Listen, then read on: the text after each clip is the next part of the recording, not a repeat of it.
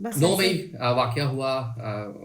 ख़वातीन आज भी पीटीआई से ताल्लुक़ रखने वाली जो हैं वो ज़ेर-ए-ताब हैं, आज भी जेलों में हैं। तो क्या कहती हैं, स्टेट को क्या करना चाहिए? माफ़ कर देना चाहिए? रियासत माँ की तरह होती है, अभी तक हाँ कुछ जी, नहीं हुआ। देखिए अब वो इतनी कंट्रोवर्सी हो गई है इस 9 मई में। फारूक हबीब की आप मिसाल ले लें कि जिस तरीके से वो बयान दे रहे हैं, वो यानी कि वो गंगा नहा लिया। मुझे तो सिर्फ ये रियासत से पूछना है, वो सब लोगों ने पार्टी छोड़ी और वो सब साइड पर हो गए।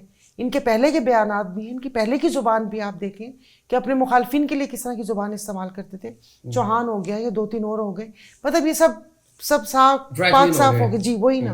तो फिर कैसे उन खवातीन का क्या, उनसे क्या कोई जाती अनाद है किसी को कि उनका चालान भी पेश नहीं हो रहा, उन पे दफात कौन सी लगी है वो भी नहीं पता, और आपने हब्से भेजा में कितने महीने हो गए हैं, आपने उन खवातीन को वहां वहां रखा हुआ है। मतलब क्या कि ये बताना चाह रहे हैं कि भाई ये अकड़ खत्म करनी है, जो ये समझते हैं कि अकड़ है।